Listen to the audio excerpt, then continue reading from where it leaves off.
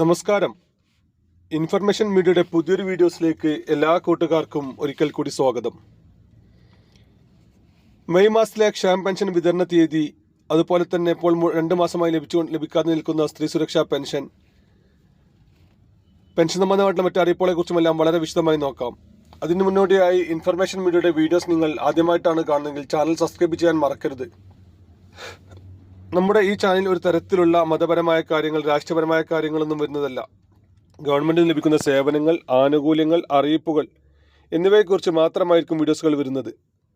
ശ്രദ്ധിക്കുക, ഗവൺമെന്റ് സേവനങ്ങളും അറിയിപ്പുകളും എപ്പോൾ വേണമെങ്കിലും പുതിയ മാറ്റങ്ങൾ വരാം. നിങ്ങൾക്ക് ഏറ്റവും പുതിയ അറിയിപ്പുകൾ ലഭിക്കാൻ ഇപ്പോൾ തന്നെ ചാനൽ സബ്സ്ക്രൈബ് ചെയ്ത് തൊട്ടടുത്തുള്ള ബെല്ലൈക്കൺ കൂടി ക്ലിക്ക് ചെയ്യുക.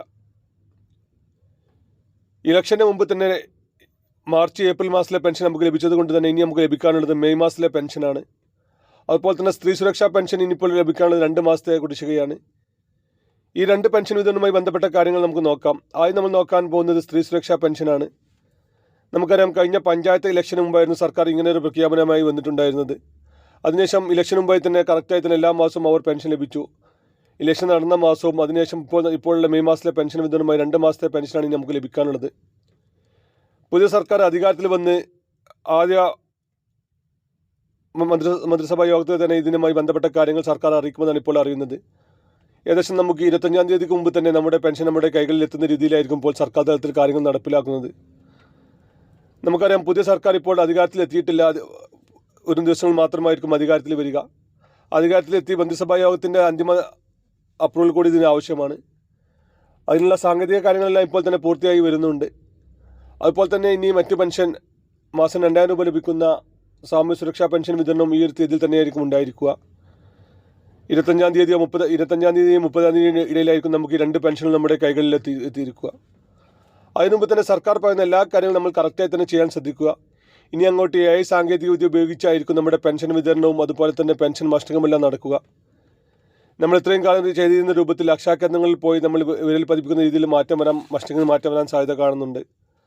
അതുപോലെ തന്നെ ചെറിയ ചെറിയ കാര്യങ്ങൾ പറഞ്ഞ് നമ്മുടെ വീട്ടിൽ AC, വാഹനം, ഇങ്ങനെയുള്ള കാര്യങ്ങൾ പറഞ്ഞ് പെൻഷൻ മുടക്കിയതും ഇനിയും ചിലപ്പോൾ ഉണ്ടാവുകയില്ല. ഈ 2 രൂപത്തിലും സർക്കാർ വ്യക്തമായ രൂപത്തിലായിരിക്കും ഈ കാര്യങ്ങൾ നീക്കുക. പെൻഷൻ മസ്റ്ററിങ് നമ്മൾ എല്ലാ വർഷവും അക്ഷയ കേന്ദ്രങ്ങൾ പോയി ചെയ്യുന്ന രൂപത്തിൽ നിന്നും മാറി നമ്മുടെ സ്മാർട്ട് ഫോൺ ഉപയോഗിച്ച് നമുക്ക് തന്നെ ചെയ്യാൻ കഴിയുന്ന രൂപത്തിലേക്കാണ് ഇനി വരുന്നത്.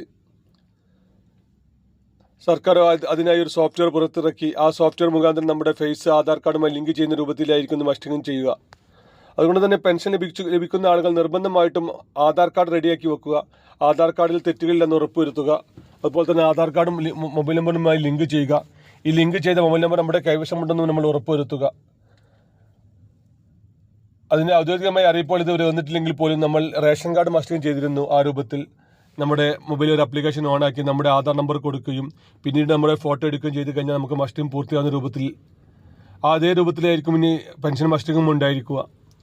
അതുപോലെ തന്നെ ചെറിയ ചെറിയ കാരണങ്ങൾ പറഞ്ഞ് വീട്ടിൽ AC ഉണ്ട്, അതുപോലെ തന്നെ 4 ചക്ര വാഹനമുണ്ട്, വീടിൻ്റെ സ്ക്വയർ ഫീറ്റിൻ്റെ അളവ് എന്നിവയെല്ലാം നോക്കിയായിരുന്നു നമുക്ക് മസ്റ്ററിങ് പൂർത്തിയാക്കാൻ സർക്കാർ അറിയിച്ചിരുന്നത്.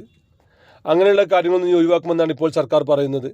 അതുപോലെ തന്നെ വരുമാന സർട്ടിഫിക്കറ്റ് ഇപ്രാവശ്യം കൂടി വരുമാന സർട്ടിഫിക്കറ്റ് നൽകിയാൽ മതിയാകും. പിന്നീട് വരുമാന സർട്ടിഫിക്കറ്റ് നൽകാത്ത രൂപത്തിൽ പുതിയ പെൻഷൻ അപേക്ഷിക്കുന്ന ആളുകൾക്ക് വരുമാന സർട്ടിഫിക്കറ്റ് നൽകാത്ത രൂപത്തിലും കൂടിയായിരിക്കും സർക്കാർ ഇങ്ങനെയുള്ള അറിയിപ്പുകൾ പുറത്തിറക്കുന്നത്. ഏതായാലും പുതിയ സർക്കാരിൻ്റെ ആദ്യ മന്ത്രിസഭാ യോഗത്തിന് ശേഷമുള്ള വാർത്താ സമ്മേളനത്തിൽ ഇക്കാര്യങ്ങളെല്ലാം വ്യക്തമാവുന്നതാണ് ഇപ്പോൾ അറിയാൻ സാധിക്കുന്നത്.